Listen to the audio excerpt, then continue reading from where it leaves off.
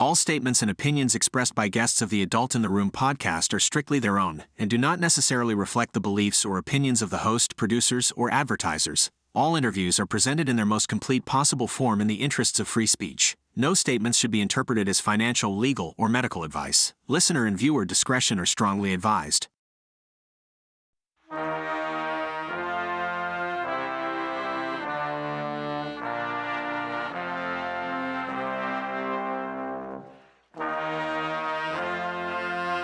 It's the Adult in the Room podcast with Victoria Taft. That's me. It's a special edition of the Adult in the Room podcast with Victoria Taft. How you doing? Americans, as you know, because you're living through these times, they're disgusted with our formerly trusted institutions. And they have wished that they could be, well, sometimes done away with, redone, or imploded. Take your pick. We've thought about this at the Department of Justice, the FBI, big journalism, the CIA. As Americans have watched these institutions rot before our eyes, they've degraded themselves. And they've degraded themselves into being political tools of the Democrats in this case. And it should be said that none of the institutions that I've just mentioned are in the Constitution. These are things upon which we rely so heavily, but they're not actually in our founding documents. We have seen fit to include them later because we had a need and they had a mission. And now they're not fulfilling their mission. So what do? Right now, they're being owned like the Kremlin owned the KGB and the SVR. They're just a political appendage of one political group. And indeed, during the shameful 2016 election, kind of the Russia collusion hoax, 2015 through up until 2020, we had the Russian collusion hoax against Donald Trump, and the CIA was in the thick of it. You hated the FBI for what it did, even though you civil libertarians out there, you knew it was wrong. And not a lot of you said anything. You liberals who are the classical liberals out there, not a lot of you said anything. And you should be ashamed for it because it will continue. And now everybody, of course, is worried that if Donald Trump gets back into office in 2024, he'll turn the institutions on them. Well, probably not, but he didn't do it before, but he was too busy fighting. So there have been so many more places that the spy agencies interceded on behalf of a political party that it's dumbfounding. It really is. And that's why I was so interested in talking with Charles Sam Faddis. Faddis was in charge of the CIA's Counter-Terrorism Center. His expertise was on weapons of mass destruction. He served as the chief station in the Middle East, and now he's out and talking about how to right this spy agency. He has written several books, Beyond Repair, The Decline and Fall of the CIA, and Willful Neglect, The Dangerous Illusion, The Dangerous Illusion of Homeland Security. I think I might have muffed that title. Let me just make sure. Yeah, The Dangerous Illusion of Homeland Security. Thanks, autocorrect. Recently, he was a guest at Hillsdale College, where it's Primus organ, the school organ it sends out to people like me, excerpted his speech called Why the CIA No Longer Works and How We Can Fix It. And I thought, well, if anybody can fix it, he can tell us how. Sam Faddis, welcome to the Adult in the Room podcast. How are you? I am doing great. Thank you very much for having me. I wore my Mitch Rapp t-shirt today because I happen to be a Vince Flynn fan, but also because you might be the closest thing to a Vince Rapp, I always do that. Mitch Rapp person that I'll ever come across. You're a bona fide spook. You went out and killed people and broke things, and you fixed things. And now you think you can fix the CIA, and how? Well, I mean, look, as a baseline, I would say this: the first thing you need to do at CIA is send somebody there who knows how it works, because otherwise they will lead you around by the nose forever, and you will be lost in the maze of mirrors. And then what you really need is a president with the will to stand behind that person and say, I will back you. You have my full support. Break as much China as you need. Fire as many people as you need. And it's a matter of I define the problem and breakdown. The way I put it in the speech that you referenced was bureaucratization and politicization. Part of the problem that's been going on for a long time is the place has gone soft. It has become a bureaucracy as opposed to the sharp tool that you need. And the second that you also referenced is the political aspect, right? CIA should not be within 10 miles of American domestic politics. It's not its charter. It is patently illegal. That flat out, I mean, it's that clear cut. You shouldn't be anywhere near it, but you need to drive those things home. So you're going to be a lot of work. You're going to have to roll up your sleeves, do it the old fashioned way. Is it doable? It's doable. Yeah. Who was the last CIA director who thought like that? Go out and be a spy agency. I don't know. But Casey, probably 30 years ago now. I mean, that just the process of going soft in the sense of becoming just another federal bureaucracy and cumbersome and layers of management. That's been going on forever. And I mean, let me be clear. The agency should be as responsive to national government as the Marine Corps is, as the U.S. Army is. Nobody, when I say going soft, there's no subtext that it should be allowed to go rogue, go do whatever it wants to do. It works for the president of the United States. It should follow orders and color inside the lines in that sense. But when you send them to hunt down Al-Qaeda, you kind of don't want some guys who specialize in PowerPoint presentations back home. You kind of want some boys and girls who can handle themselves on the street. And then, as I say, then there's the other dimension of everything you talked about, which is its interference in and involvement in domestic politics. The answer to that all should be, to anybody who asks, we don't do that. We don't break U.S. law. We don't violate the U.S. Constitution. I don't care what you threaten me with. I don't fire me. Whatever. I'm not doing it. Yeah. When did anybody get fired for doing anything wrong? When was the last time some high-profile guy got fired? Oh, wait. I'm sorry. J. Edgar Comey over at FBI. That's it. I was having this conversation with an old boss of mine. Actually, I probably had it several times with him over the last year or so. And we were both saying, look, if you were sitting in the field now and you were still active and somebody sent you a message telling you to do X, Y, and Z, and it's clearly in violation of U.S. law, and what would your response be? And his answer was, well, I guess maybe I might start by saying, are you really telling me what I think you're telling me? Because it sounded like you said this. And then if it was in fact that direction, the answer would be, well, that's not happening, guys. I don't know what drugs you're taking back in Washington, D.C., but I'm not your secret police. I'm not doing that. But they are. Well, I mean, some of them clearly have stepped across lines that are crystal clear. There are no gray area here on some of the things that happen. You got 51 guys, not all of them were CIA, but at least 5 of them were either former directors or acting directors. In other words, they used to be the boss at CIA.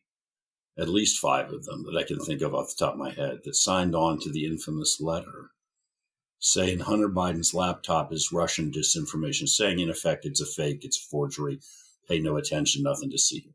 Okay, I was one of the first people to see Hunter Biden's laptop early on because I was asked to look at it because the people who had it were concerned it might be a fake.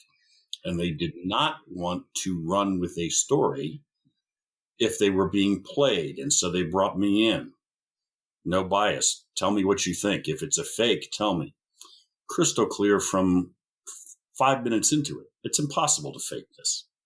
You couldn't fake it. It's operationally impossible to have created such a thing and have it stand up to scrutiny. And yet you got 5 guys who used to run the CIA who signed on to a letter saying, in effect, it's a fake, it's a forgery. Now, they either didn't care or they knew they were lying. But either way, there's no excuse for that, right? That's a clear, deliberate interference in American domestic politics. And they knew it when they signed the letter. They used weasel words so that they could come back later and say, well, we used the weasel words here, so we didn't actually say what you think we thought we said. But, of course they meant that. Of course they intended for that. I read Mike Morell's book when he left as acting CIA head chief. And he used to give the presidential daily briefing. He writes about that. He writes about, being flung hither and yon, but he doesn't talk about being in the field anywhere that I can recall. To my knowledge, Morell was never in the field. Morell was a guy who sat behind a desk at headquarters as a functionally an admin guy, who the next thing you know is the head of the agency. But look, there's another example of interference, right? Benghazi. Benghazi is from Jump Street, a full-on assault on a State Department compound and a CIA compound. There's an army of terrorists with mortars, heavy machine guns, rifles. It's a war. Every piece of reporting from the field, from the CIA, State Department, Department of Defense, says that. And I know the guys that were on the ground. So Washington heard one message. We're under attack. We're in the middle of a war. Send help.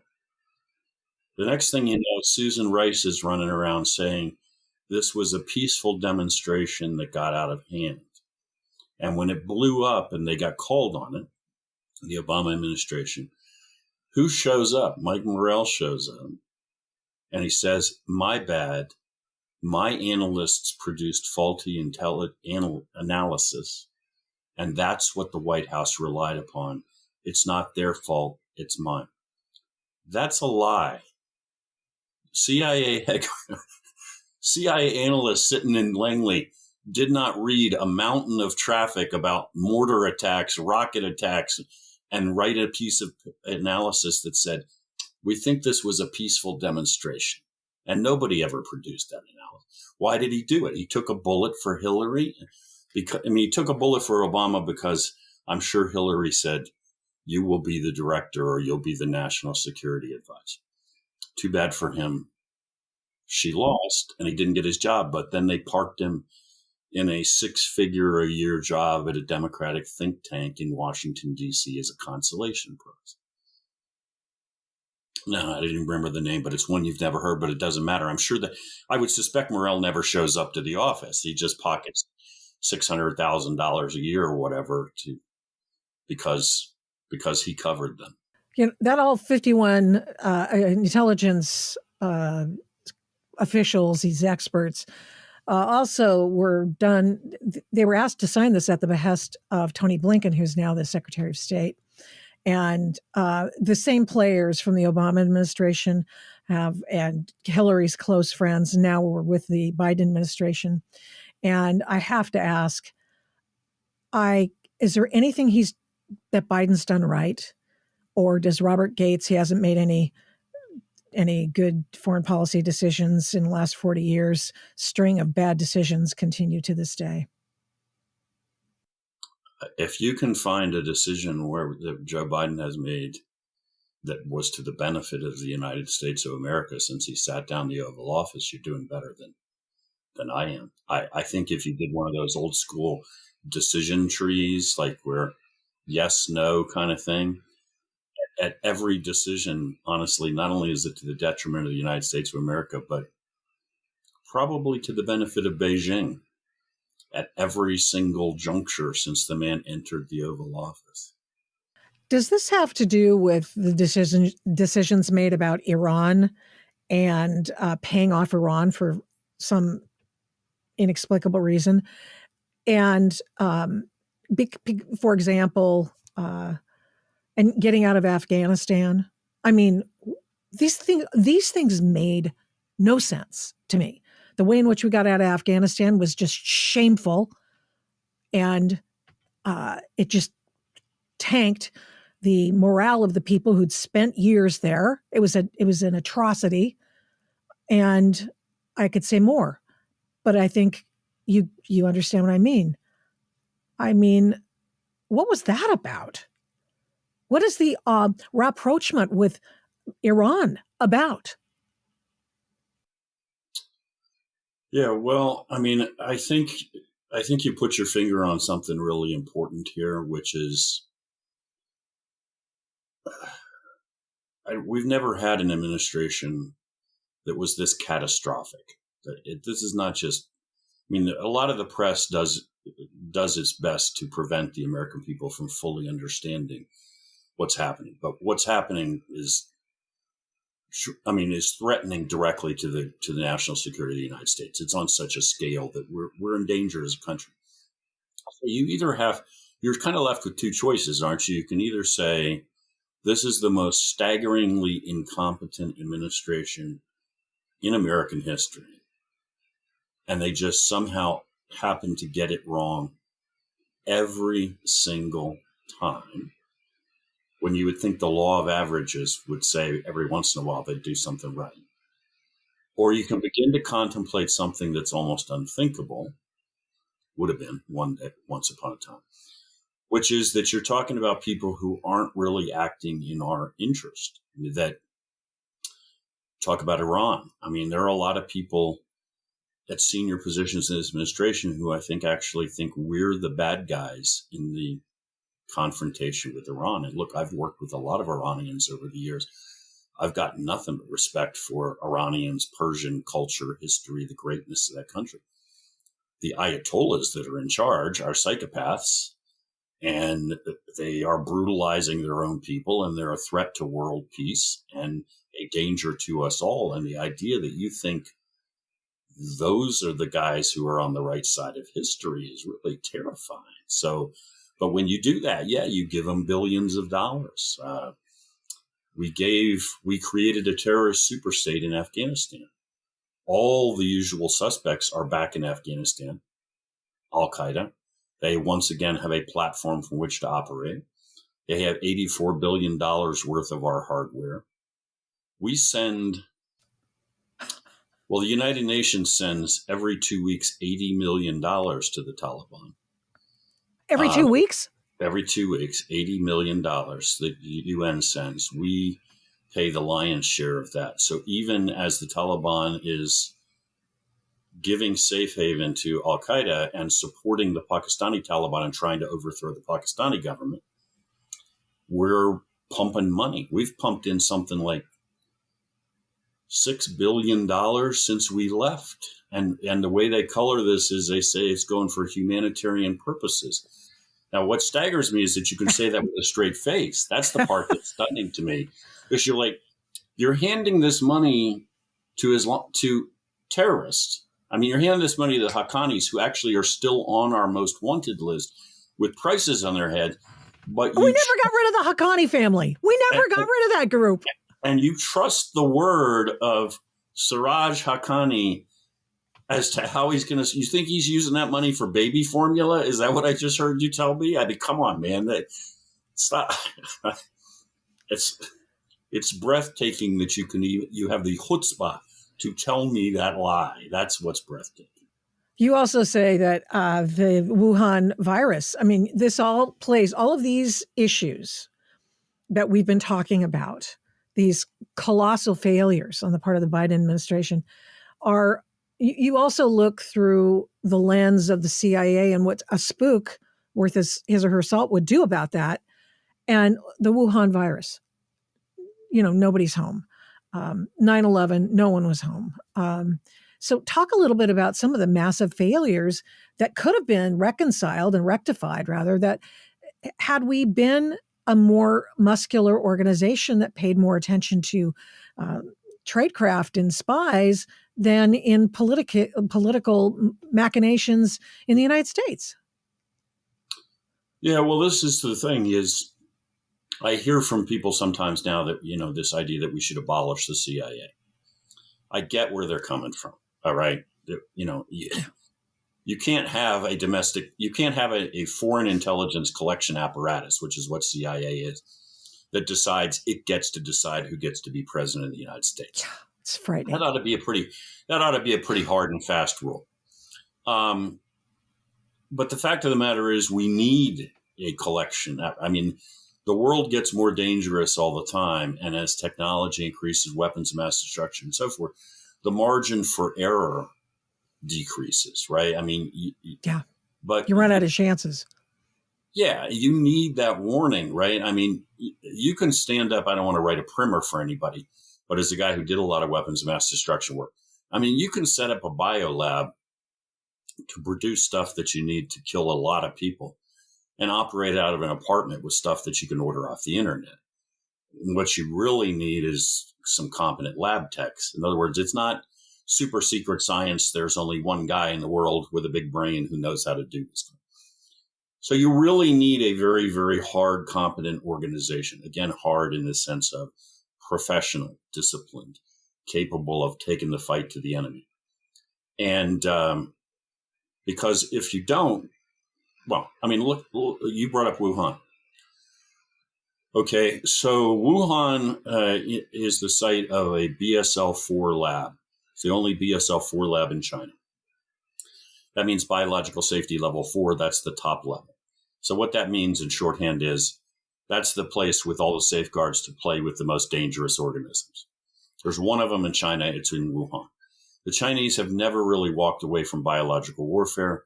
Biological warfare is a tier 0 collection requirement for CIA. What's that mean? It means there's nothing more important than collecting on bio warfare, because you could literally kill a large portion of the people in the United States with biological agents if you could crack the code on exactly how to do it. So you add all this stuff up. The Chinese are our number one enemies. Bio warfare is top tier priority. Wuhan's their number one lab. You shouldn't have been able to hear a pin drop in the Wuhan lab in 2019 without CIA telling you about it. We should have had that place wired 6 ways from Sunday, from computers to technical ops to like 10 guys in the lab on our payroll, right? Because there's nothing more important. We received no warning of COVID-19. It's been 4 years. If you ask the intelligence community, they still don't have a firm assessment of how this thing got started.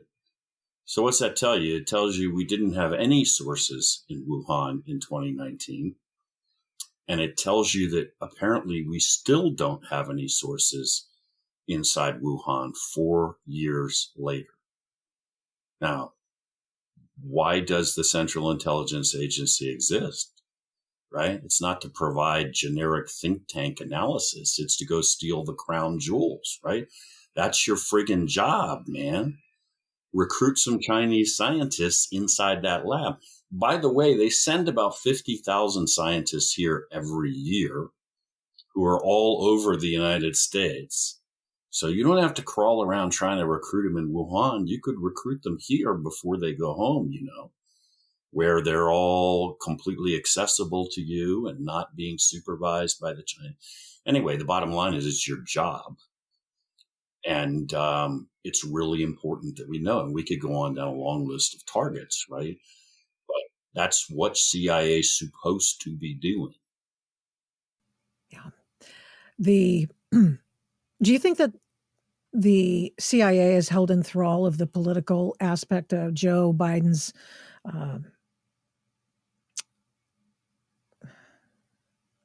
I don't know, being in the pocket of the Chinese? I'm trying to think of a better way to say it than that, but he's getting paid by them, so, or has been through his son's machinations.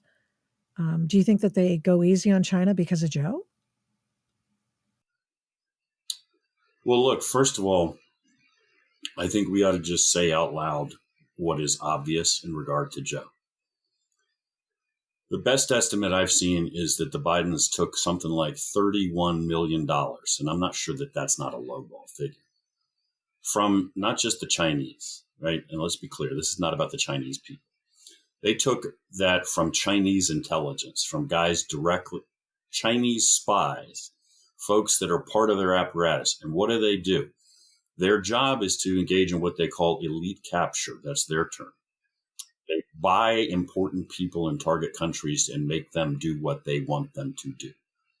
by the way, is that's the bread and butter of what spies do. They gain control over you. They pay you. They don't ask you to do them favors. They gain control over you, and then you do what you are told. In fact, if you don't have that kind of control over an asset, it's not an asset. So, known Chinese intel figures, including one, Patrick Ho, that we sent to prison in the United States for doing this to African leaders. At the same time he was doing it to the Bidens, they arrested him, convicted him, and sent him to prison for what he was doing with the Africans, and then just pretended like they didn't see his contacts. But in any event, that's so when you're talking about Joe and these guys and the Chinese, that's what you're talking about. It's not just corruption. They took money they shouldn't have taken. Maybe they did a favor. No, this is established fact that the Chinese do this with a specific purpose. Now, that guy is sitting in the Oval Office that took tens of millions of dollars from Chinese intelligence. What the heck? I mean, come on. What do you think they gave him the money for? I mean, what? They're not fools. There are a lot of things. They are not stupid. They got something in return. What do you think they're getting for $31 million? And are we really supposed to look now at American policy vis-a-vis the Chinese and pretend like we don't know any of that? My hesitation when you asked the question initially is based on the fact that, unfortunately, most of the members of his cabinet who are national security figures, also, if you look into their backgrounds, have been up to their eyeballs in Chinese money, including the director of CIA, the current director of Central Intelligence. Yes. Huh. So you kind of have Xi Jinping's dream team in charge of American national security. That's what I meant by we're not earlier when I was suggesting, we're not just talking about incompetence and less than ideal. Pretty soon you begin to think, I don't really like this word because it gets overused, but you begin to think this is truly existential. This is like threats that actually threaten the existence of the country. You talked earlier about how the CIA's job is not to get involved in politics. And we'll get back to the China thing in a minute. Because I'll just ask it now.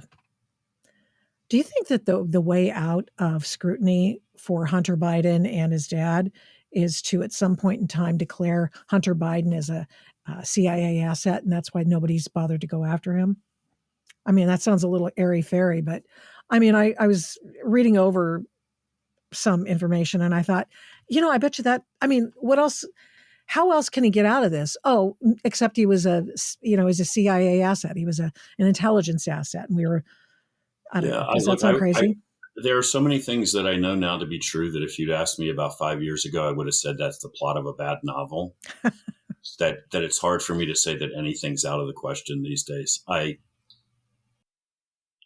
The extent to which people are escaping accountability for this is truly mind-blowing. So I mentioned before that this guy, Patrick Ho, who's a Chinese intel guy, he was operating in the United States and his job was elite capture. He was buying officials. He was buying Ugandan officials, buying, I think, officials from Chad. And he was the prime contact for Hunter. He was doing the exact same thing with Hunter. The FBI is investigating this. So they're all over Ho's comms. That means they're reading his email. They're reading his text.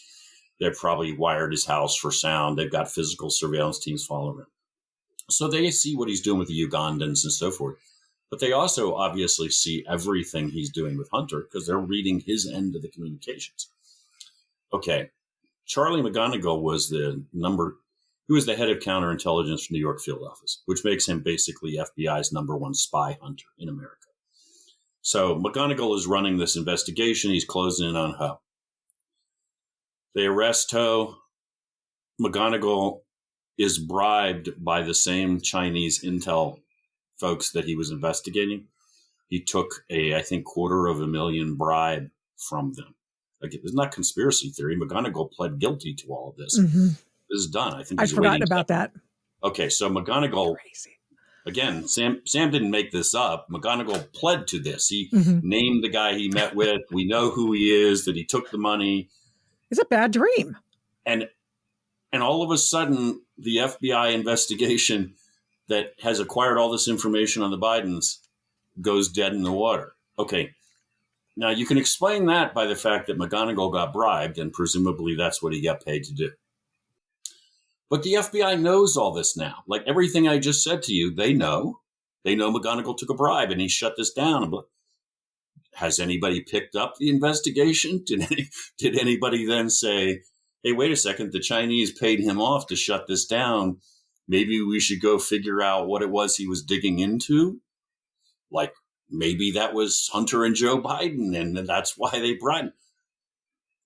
Years later, nobody has any curiosity as to what did the Chinese pay him to kill? Why was it worth all that money to them? So, at this point, I guess what I'm saying is I think they feel invulnerable. They feel like that's all brought. Everything I just said is established fact. And yet nobody seems to be paying a price for it, do they?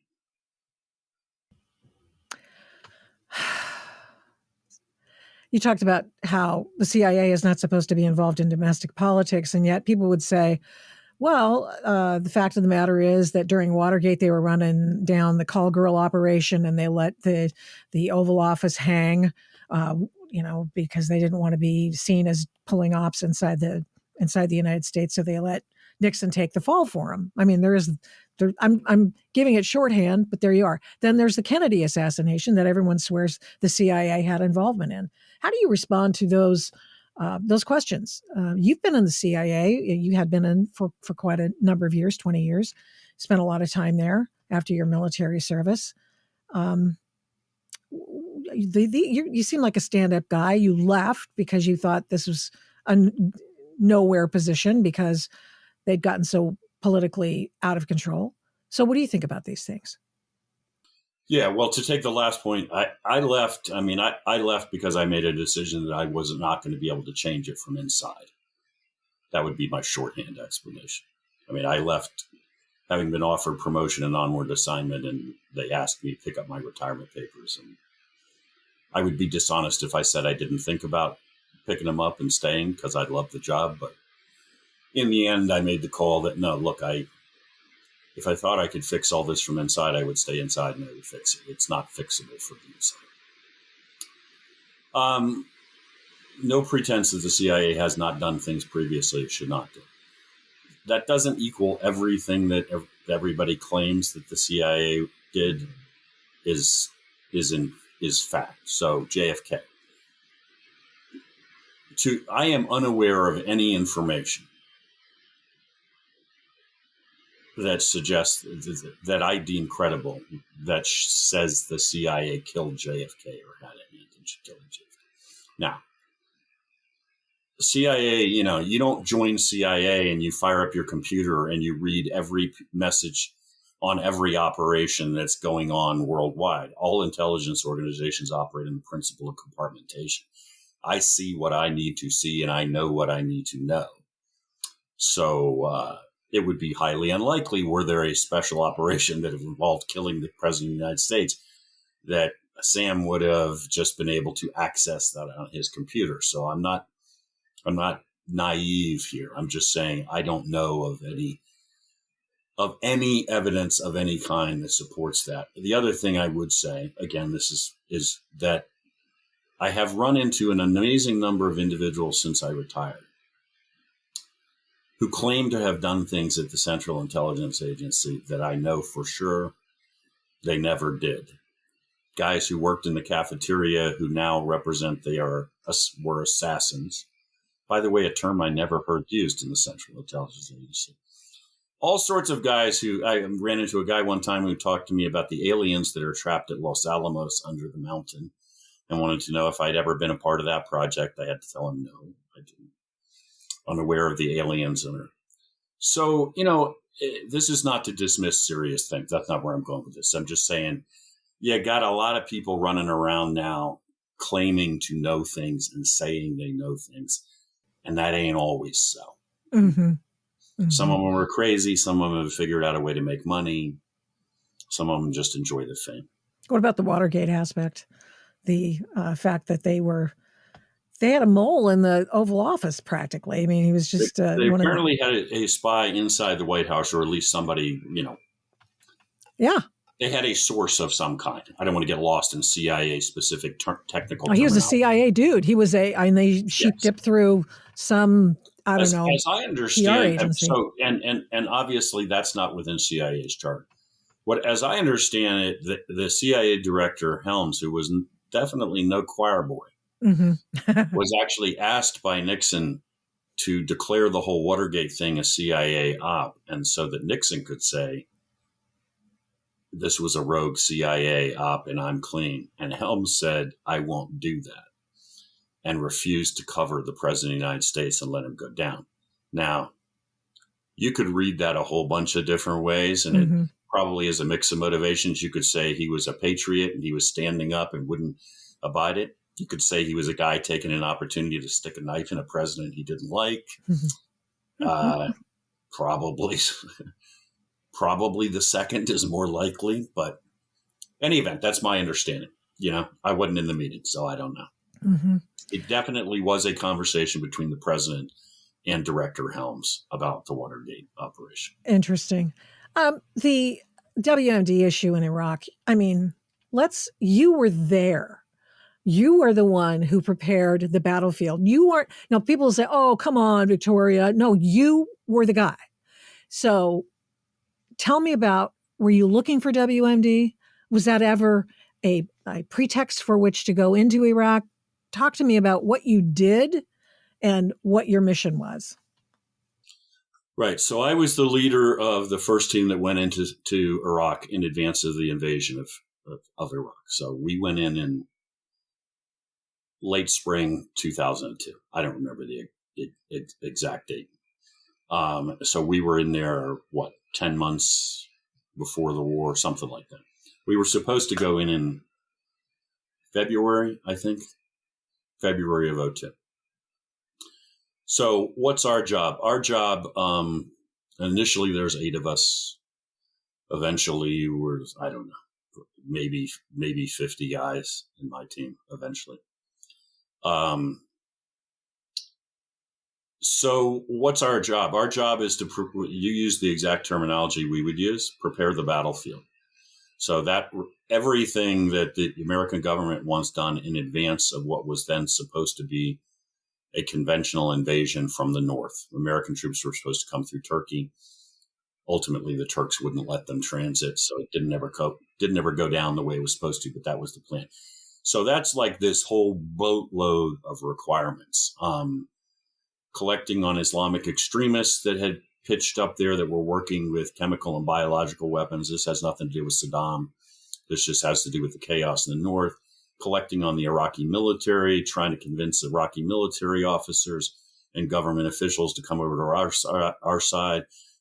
Is there a chance we can get them to topple Saddam and we don't have to invade? On that list of requirements, what we would call them, which is an endless list of things the government wants to know. Oh, and by the way, obviously work with the Kurds, figure out what do they need? Weapons, explosives, training, that whole piece of it. They're our allies, lashing up with them, making the introductions, all of this sort of connective tissue. In this long list of requirements is to collect on Iraqi weapons of mass destruction programs. Chemical, biological, nuclear, radiological, whatever they have, figure out the status. What I don't think people understand, and this is because of the way the administration played it later, is that was never presented to us as you need to go figure out whether they have this or not so we can decide whether or not we're going to invade. That's not the way this worked. It was the president has made the decision we will invade Iraq. You guys need to go into Iraq to prep the battlefield as the first step in this process. Special forces will follow you. Conventional forces will follow you. The decision has been made.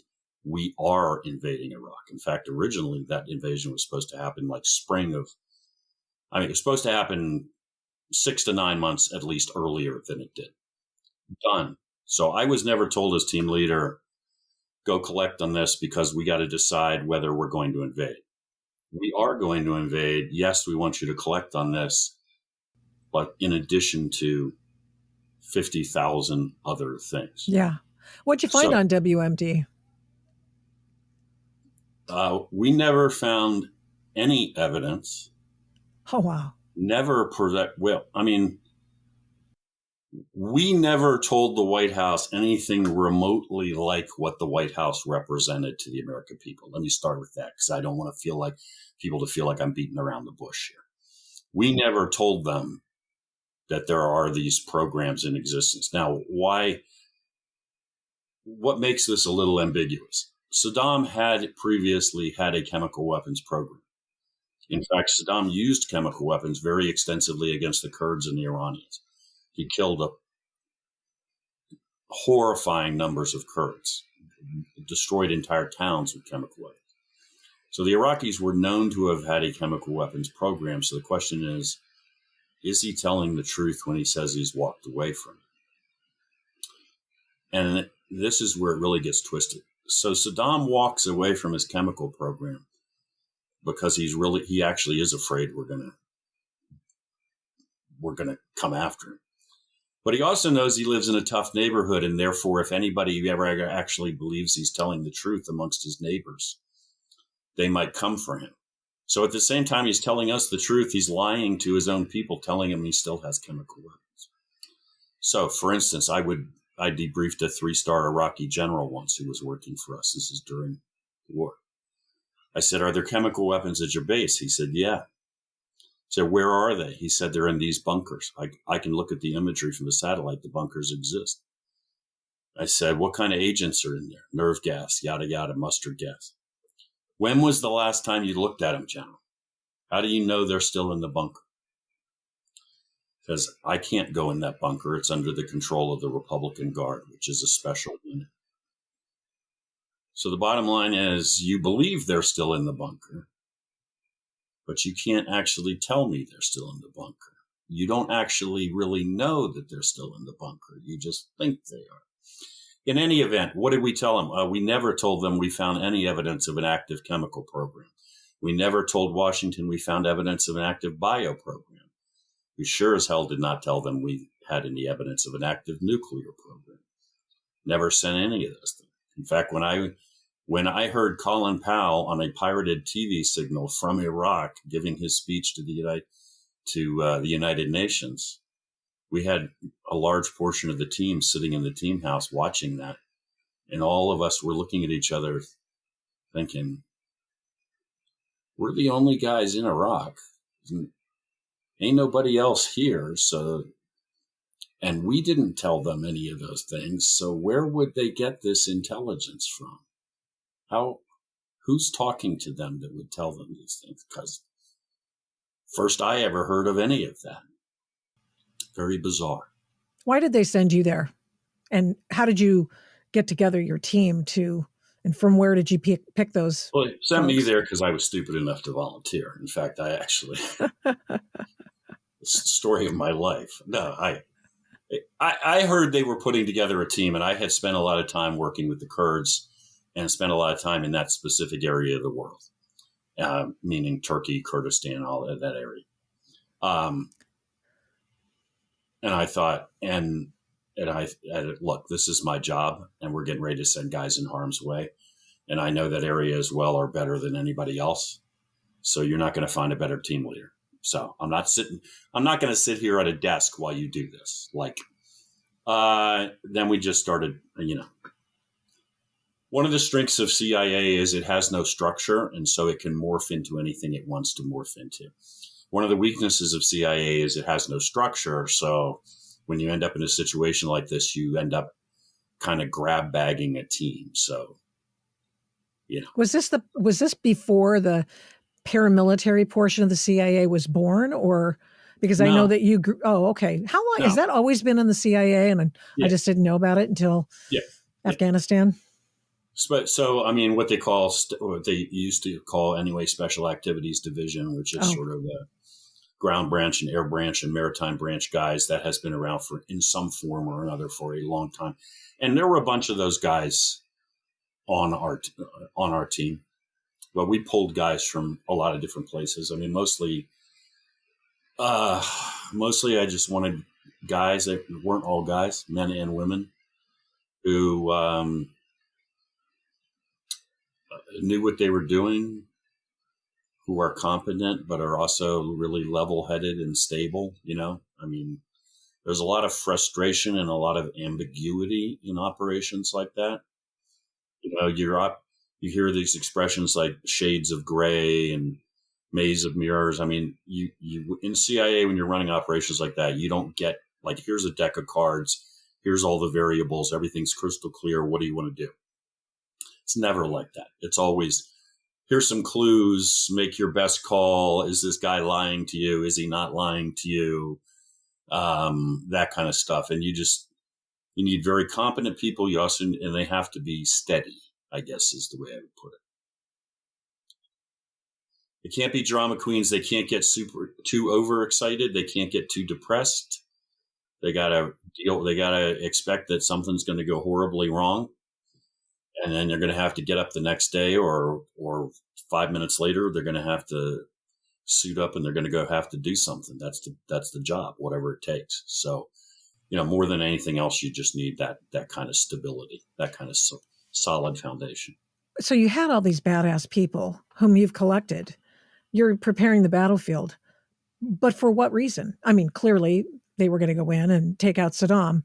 But to what extent did Saddam have to do with the Al-Qaeda guys that flew into the World Trade Center towers, the Pentagon, and Shanksville? Yeah, nothing. Absolutely nothing. So what was the point?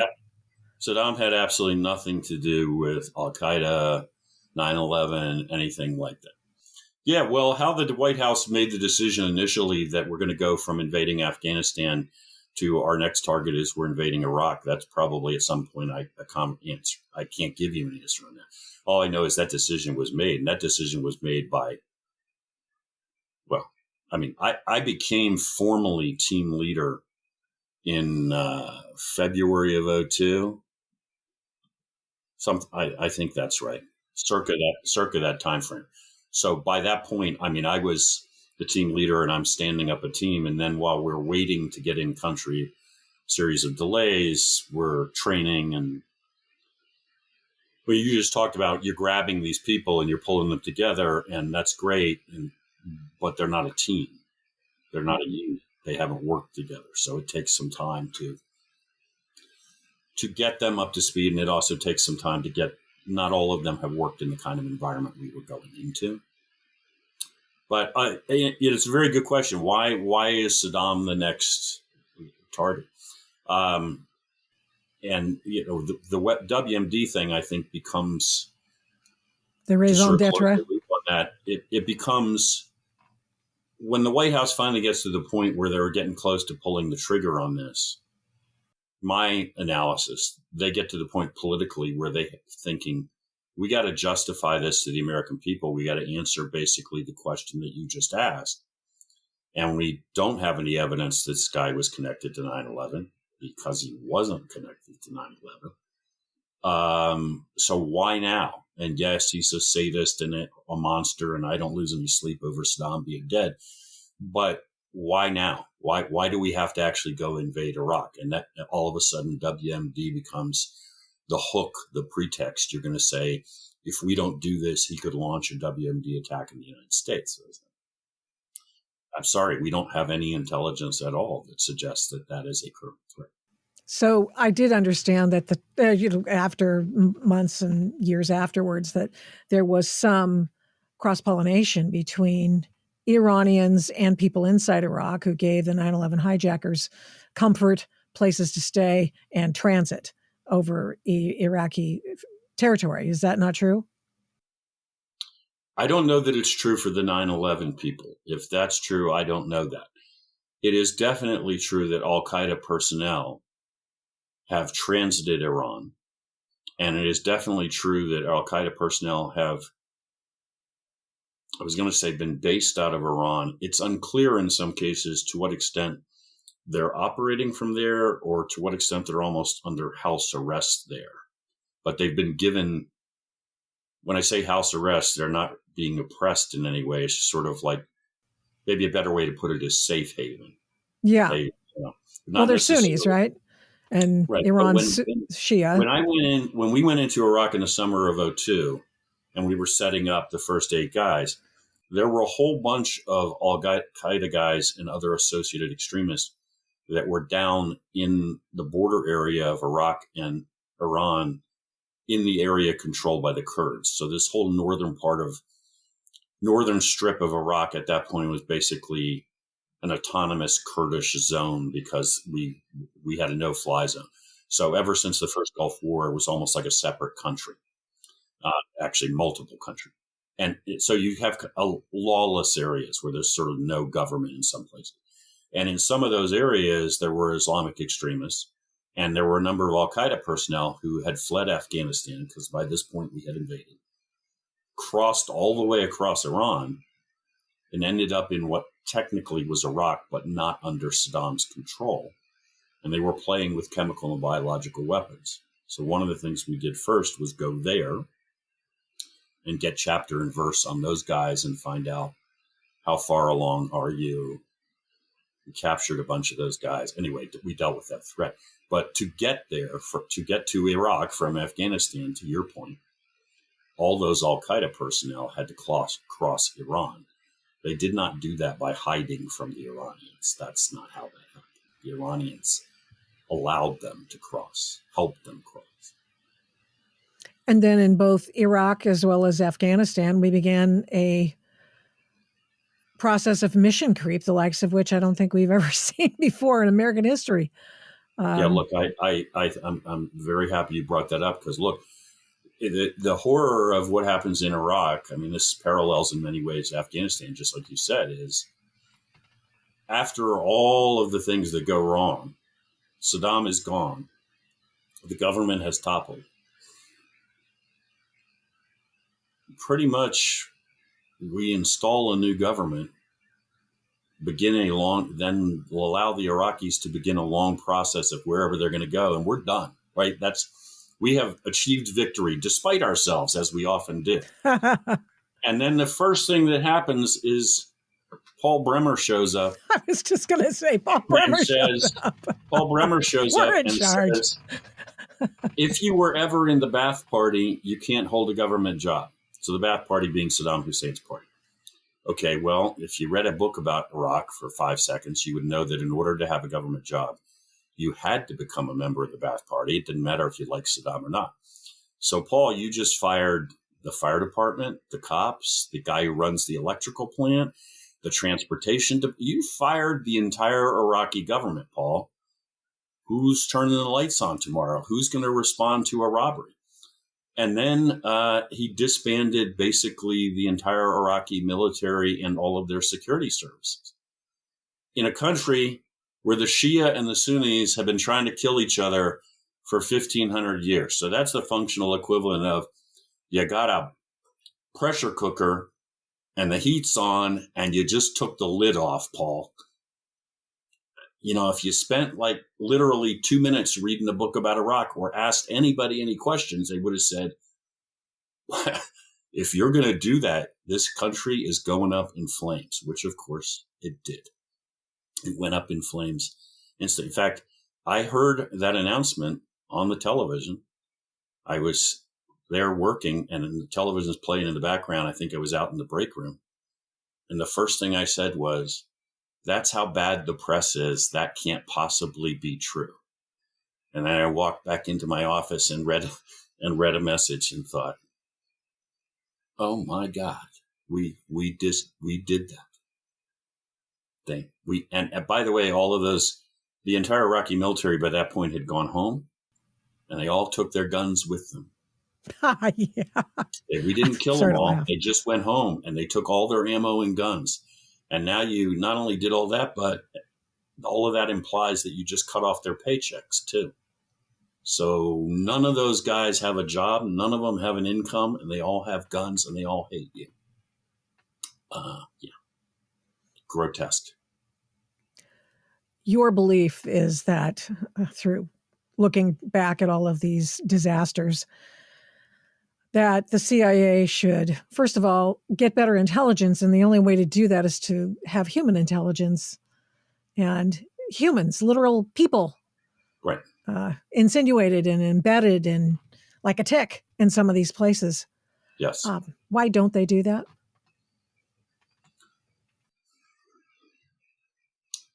Well, first of all, folks have to understand that this is absolutely essential, right?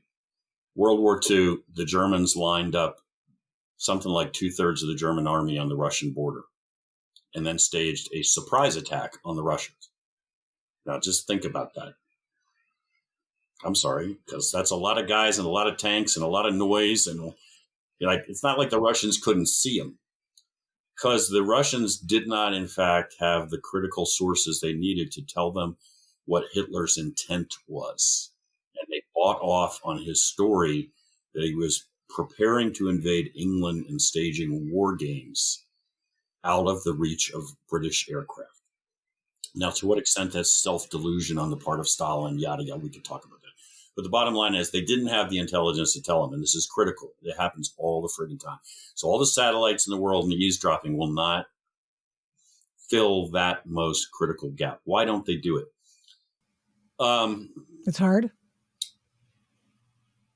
Yeah, it's really, I mean, espionage is a weird business. It's a craft. It's very arcane. You cannot teach everybody to do it. It requires a mix of a lot of skills and personality traits. And then you have to really train people very well to a high standard, and you have to season them. Like, they got to go to the field, and it's great that you made it through the farm, buddy. Now go make about 500 asset meetings, and we'll let you talk in the morning meeting once you actually have some clue what you're doing. And then you just have, then you got to have that fine balance between, you got to have a little bit of that fighter jock mentality. Well, more than a little bit of the fighter jock mentality. Well, swagger. Possible. But you also it has to have, what was the guy General Donovan, who created the OSS, called it disciplined daring. Yeah. Right. And you got to have that. Yeah, you're willing to really take some risks and push the envelope, but you're calculating all the time. When you're taking a risk, you're willing to take it, but you know exactly what the risk is, and you know what the odds are. And you also know when it's time to say, pack it up. We're out of here right now. Like, everybody drop what they're doing and move. We got about 30 seconds to be off the X. So it's hard. It gets easier to just build a big bureaucracy and build buildings and fill it with flat screen computer monitors and that kind of thing.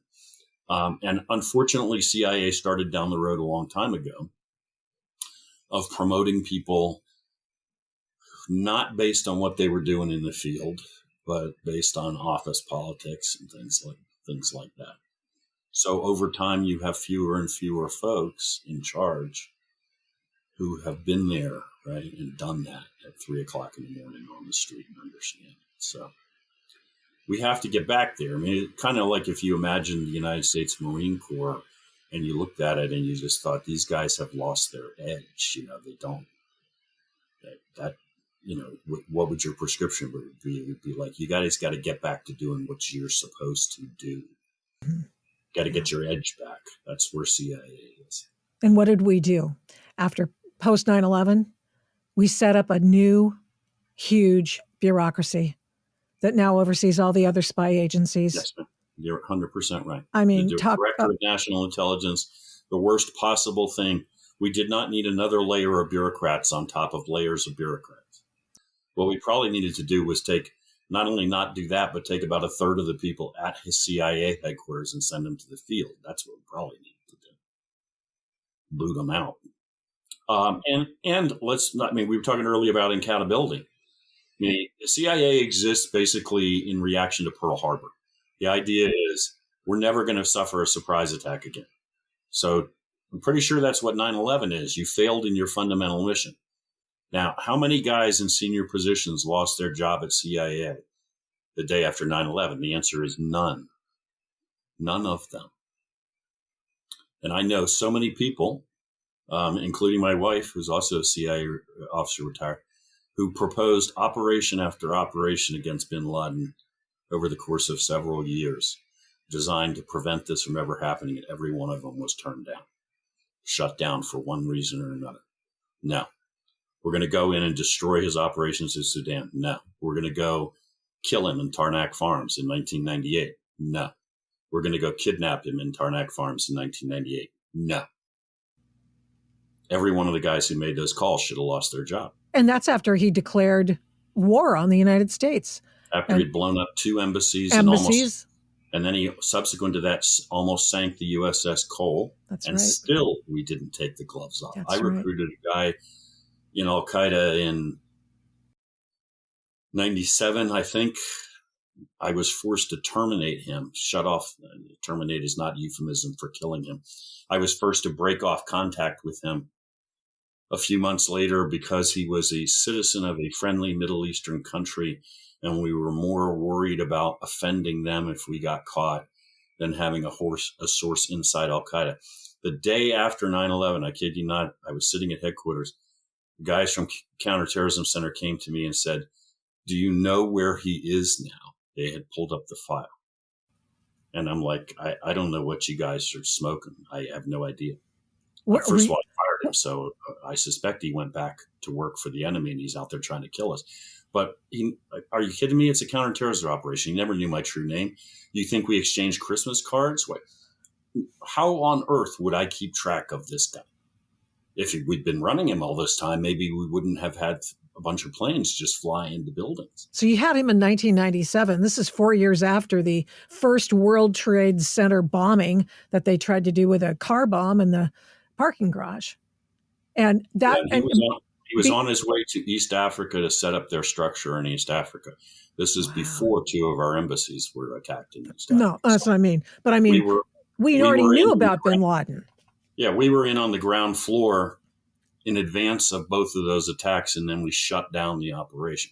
But look, that's an example. I mean, what I'm saying, it's not about like Sam had the key. It's like there were people like this continuously over years saying, I don't know if you guys noticed, but this guy's serious, and maybe we need to do what we need to do before a whole bunch of people die. And all those ops were shut down. Yeah. Wow. So I feel like that's a perfectly depressing note. I've really brought it to. It is, but it's, that just shows in relief just how much we have to make sure things like this, at least we have the people in place not to allow that to happen again. Can I go back to Benghazi? I know I have to let you go pretty quick here, but Benghazi, they were dealing guns, right? They were gun running out of Benghazi. Is that what the deal was? Or why was Chris Stevens even there? Yeah. What was Chris Stevens doing there? Why was he even there, the ambassador? Well, it's never been fully explained to me. I mean, they were running guns, this and that. And I'm like, I think those are 2 different questions. The CIA was to some extent, I think part of their operation there was to try to buy back things like Stinger missiles and stuff like that. Try to buy back. Okay. Yeah, because we gave the Afghan Mujahideen 1 quadrillion Stinger missiles, and then they've been roaming around the planet forever, and you can take down commercial airliners with them. So CIA for years. So they were buying back. It was like a gun buyback thing. It was a gun buyback program. Buy that back. They were doing a whole bunch of other stuff, just generally collecting on the chaos and the madness and all of that stuff. Why was Chris Stevens there? Chris Stevens was there because I think he genuinely believed in this whole idea about being a diplomat and outreach, and that he needed to be out talking to the Libyan people. It wasn't some super secret mission. The sick part is that diplomatic security, who are the guys who guard the real State Department people, they've been telling Washington they've been telling their headquarters, main state, forever, we have nothing close to adequate resources here. This is the Wild West.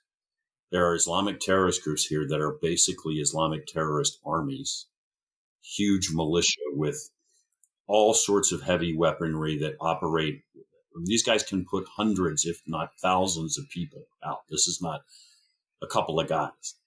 And we got the ambassador showing up, and he's got 2 diplomatic security guys is his security team, and then a bunch of local guards. And I'm sorry, look, this is not meant, I'm not trying to denigrate these people. It's, look, I'm the local guard. When it really hits the fan, man, and the war started, I'm going home to my family. I'm not dying for you guys that are stupid enough to show up here, right? I mean, this happens to us all over the Middle East all the time.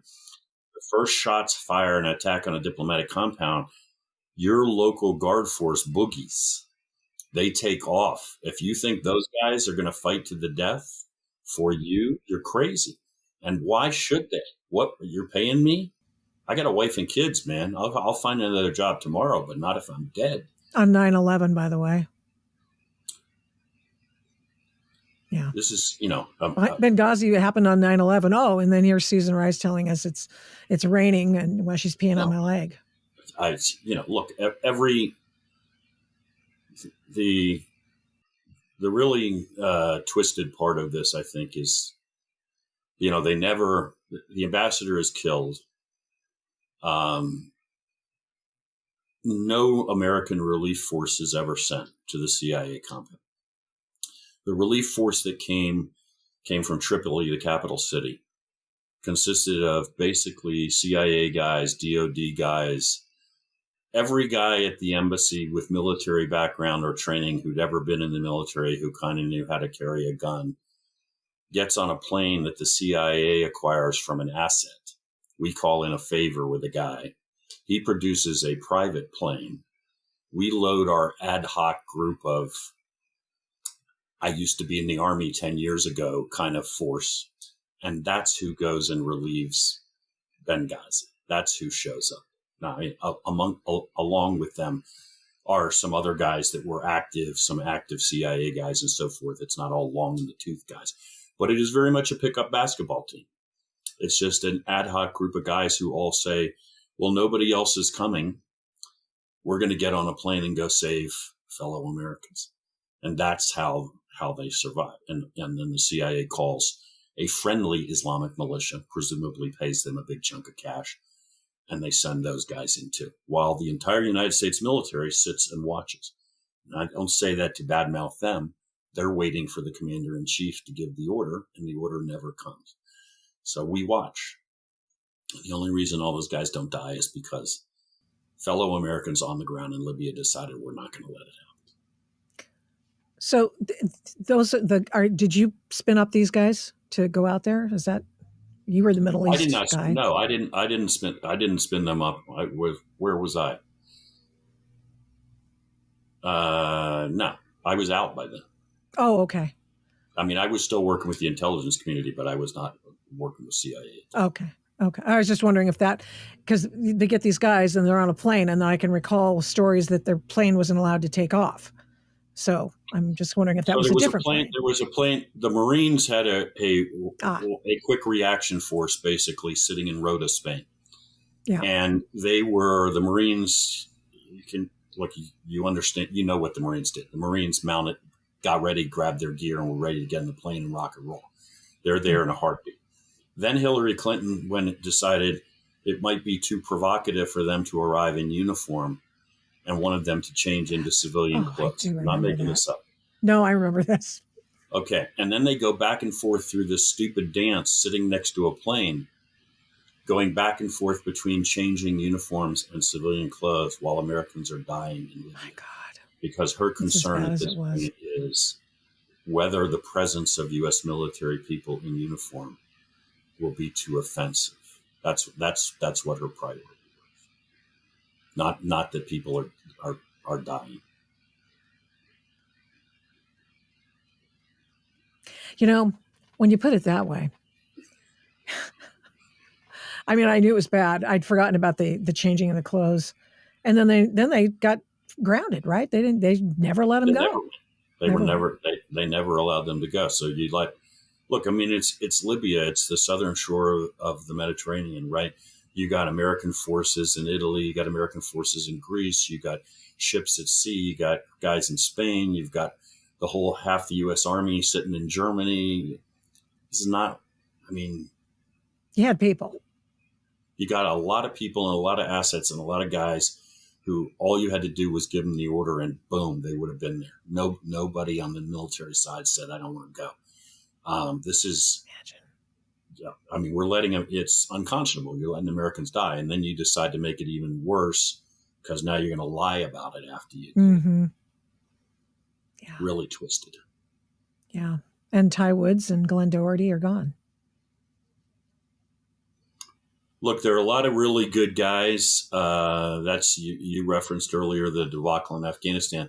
My team medic, when I went into Iraq in 2002, was the last CIA guy killed in Afghanistan, and he was killed literally as the withdrawal was going on within a week of that.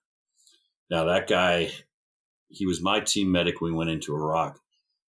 He had just come out of Afghanistan, so he volunteered in 2001 to be on one of the first teams into Afghanistan to go in, came back out about long enough to change clothes, was back in Iraq with me, and then probably had been downrange 15 times more before he finally gets killed literally as we're walking out the door.